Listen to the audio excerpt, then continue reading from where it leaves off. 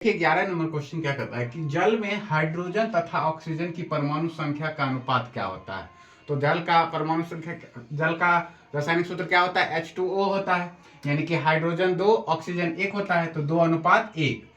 Oxygen hydrogen 2 और oxygen 1 होता है, तो हाइड्रोजन और ऑक्सीजन का अनुपात क्या हो जाएगा, 2:1 हो जाएगा।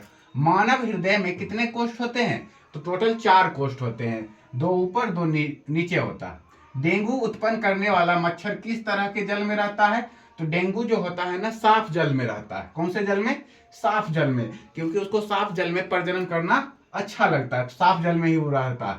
तेल लगा कागज होता है, तो तेल जब हम किसी कागज पर तेल लगा देते हैं ना, तो आर पार दिखाई पड़ता है, ठीक, तो पारभासी हो जाता है। क्या होता है, पारभासी। तेल लगा कागज कैसा होता है, पारभासी होता है। सर्च लाइट का परावर्तक सतह होता है अवतल दर्पण। अब जो सर्च लाइट होता है, देखते होंगे लाइट जो रहता है सर्च लाइट, उसका जो परावर्तक सतह होता है ना, अवतल होता है। दाढ़ी बनाने में अवतल का यूज करते हैं।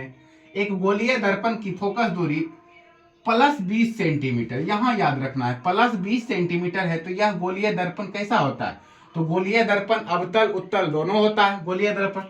अब कहता है +20, जब भी +20 सेंटीमीटर में फोकस दूरी किसमें है, प्लस में है, तो क्या हो जाएगा, उत्तल दर्पण हो जाएगा। और वही माइनस में रहता तब अवतल दर्पण में होता, ठीक है।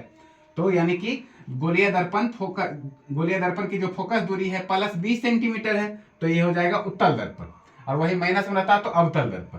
निम्नलिखित में से कौन लेंस का आवर्धन यानी m होता है, m बराबर क्या होता है, v/u।